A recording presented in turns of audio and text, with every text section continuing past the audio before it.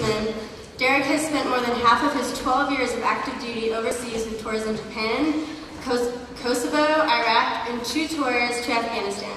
He is a member of Iraq Veterans Against the War, the organizer of the anti-war Austin Meetup Group, and can be found on Twitter under the username Educated Soldier. So I would like to introduce you to Derick Marble.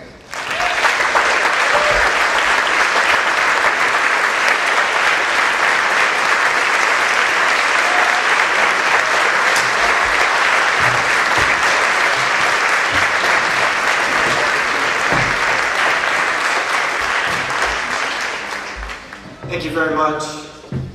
One of the great things about living in the technology age is that technology can solve a lot of problems. And one of the problems that I used to have a lot is when I would listen to a speaker, I would hear them make claims either that I disagreed with or that I agreed with, and sometimes it was hard to locate their sources. So that's why I specifically wanted to make sure they mentioned my Twitter account. If you're on Twitter, some of the sources, some of the statistics that I'm going to be talking about in a few minutes, I've already tweeted on my Twitter feed.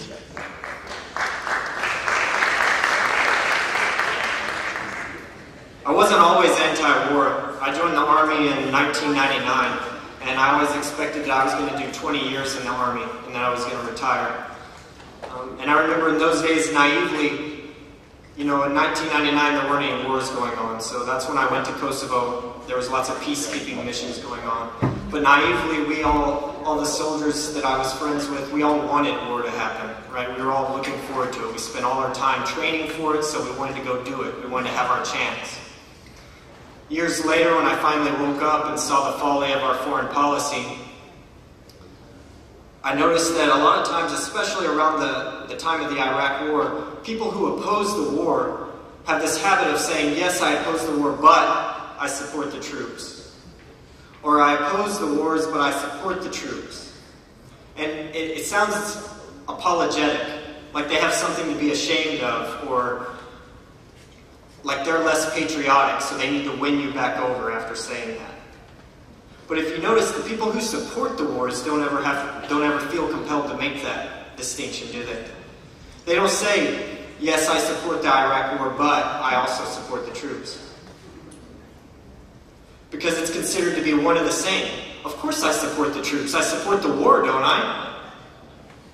Well, what I want to talk to you about are a few of the reasons why I feel so strongly that those two do not go hand in hand. It's my position that if you support the troops, you must oppose the wars.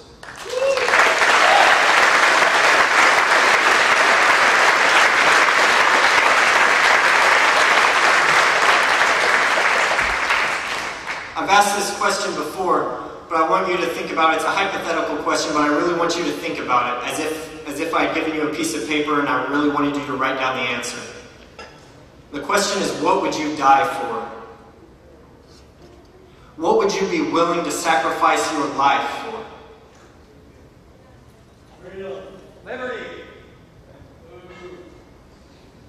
I asked this question on Facebook once, and one of my veteran friends, his response was he would be willing to sacrifice his life for his God, for his family, and for me. General Smedley Butler, who's a 2-time awardee of the Medal of Honor, once said that the only thing that we should use our military for is defense of our homes and the Bill of Rights. War for any other reason is just a racket.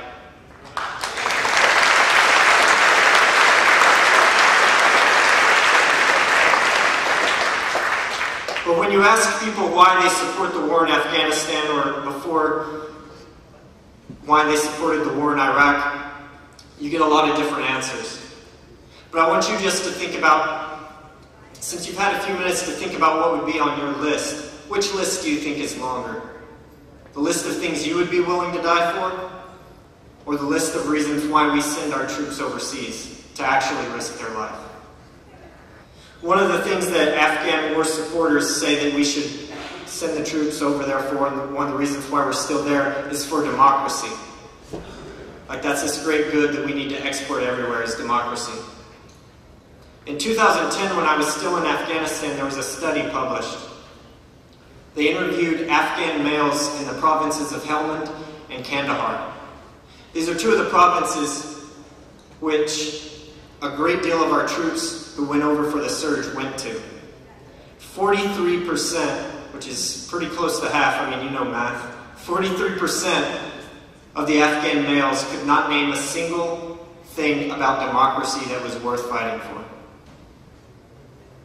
One of the other reasons people give why we should continue the war in Afghanistan is the protection of women, or the women's rights, the Afghan women's rights. And I don't think anybody can deny that that's not a noble goal. A few years ago, Time magazine had a cover photo of an Afghan woman. She was 18 years old, and the Taliban had cut off her nose and her ears. And the caption on that photo on the cover of that magazine said, "What happens if we leave Afghanistan?" But like I said, this was 2010. We're still in Afghanistan. A better and more truthful caption would have been, "What is still happening in Afghanistan that we are powerless to prevent in spite of our presence?"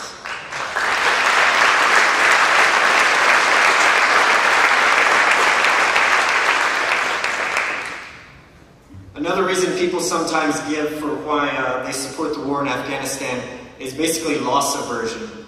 The idea that we can't lose the war. You hear this from some people who even want us to leave.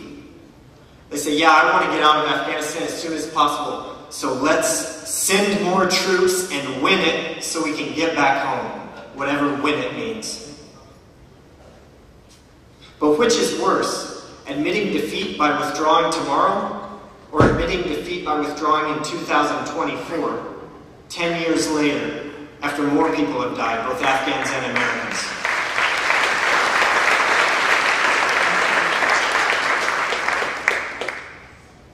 Supporting a war that sends troops to risk their lives for causes which, by all of our own admission, when we just made our own little mental list, sending them to risk their lives for things that we do not think are important enough to risk our own lives, is not supporting the troops.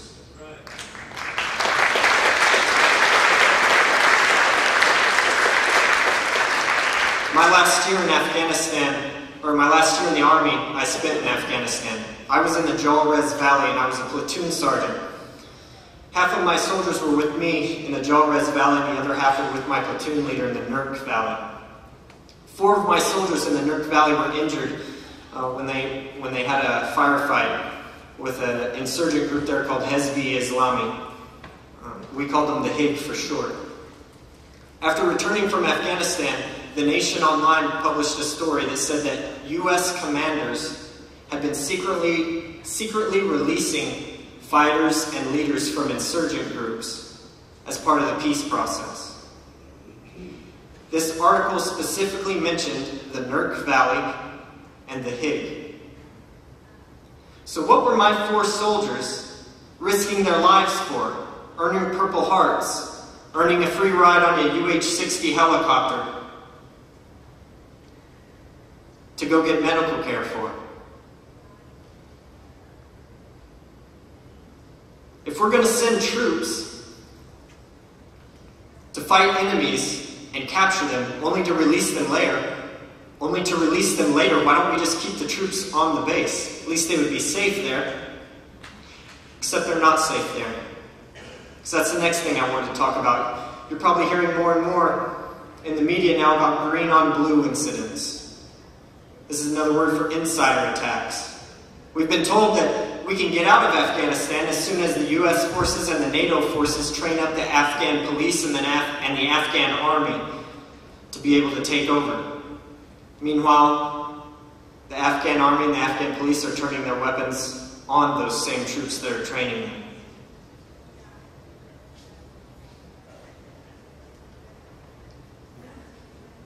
So our troops not only have to worry about their enemies to their front, but also their allies to their side and to their rear. Tom Engelhard had a very good comparison. We all remember the incident in Aurora, Colorado a few months ago, when someone went into a movie theater, probably similar to this auditorium, and opened fire on people who weren't expecting to be attacked. Imagine if an incident like that took place every 2 weeks for a year. That's a green on blue incident. That's the frequency with which those are happening to our soldiers in Afghanistan. 51 NATO troops have died this year from green on blue incidents. So this is what war supporters think is supporting the troops? Sending them to risk their lives for causes that we would not risk our own lives for? Sending them to train allies who will shoot them in the back, and to capture enemies who their commanders will later release. Can you imagine the frustration of a 20-year-old specialist in the Army over there for 12 months dealing with these issues? The last subject I want to talk about is the plague of military suicide. 18 veterans a day commit suicide.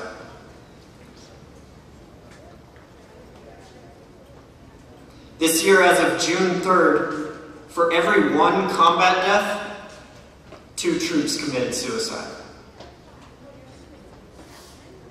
Military suicide rate is double the civilian rate. And the Army Chief of Staff, General Odierno, recently said that the most frequent cause of death today in the Army is suicide, not combat. Every soldier endures hardship, both great and small. Anything from losing a friend in a firefight who's fighting next to you, maybe killing a child by accident while you're trying to do your duties, or maybe returning home from deployment to find that your bank account has been emptied by a family member, or coming home to a marriage which is dissolving from the stress of repeated deployments or infidelity. But what makes those hardships bearable? I think it's having a just cause. The feeling of having righted a wrong or fixed an injustice. Having something to strive for and to be able to explain away all those hardships. I did it for something. I have something to show for it. But what happens when there's no weapons of mass destruction?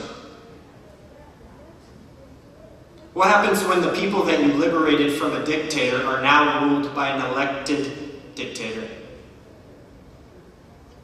What happens when the enemies that you worked for 12 months to capture or kill are released by your own commanders? It's like a light switch is flipped. Once you lose faith in the cause, everything prior to that point is now under a new light.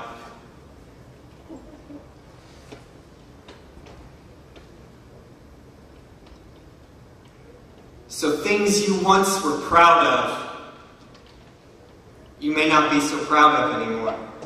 Maybe things that you had to come to terms with, mistakes you made. Maybe you were able to deal with those mistakes because you could look at the good that you thought you had done. Imagine being a child and hearing your mother scream in the kitchen for help. You run in and you find her battling a fire at the kitchen stove. She's using dish towels and lids to pots and pans, and thinking quickly you see a pot full of water, and you throw the water on the fire. And your mother dies, and years later, you learn for the first time what happens when water is thrown on a grease fire.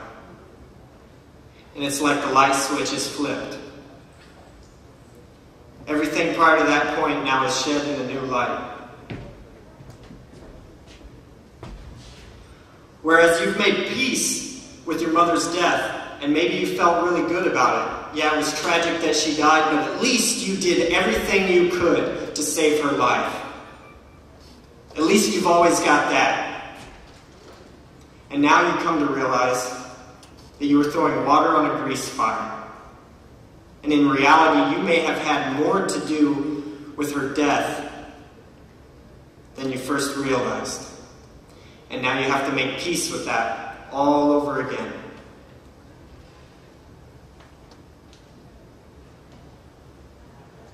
That's going to be a long road to heal.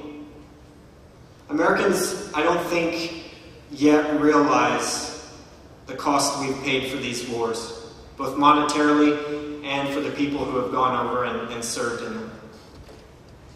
And what I want you to remember is that, you know, some of these soldiers like me, my light switch flipped. That's why I got out after 12 years instead of 20.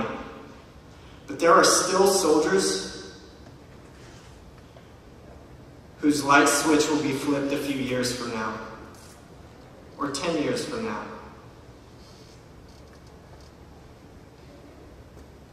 In November, you can elect warmonger A, you can elect warmonger B, or you can elect peace. You can elect Gary Johnson.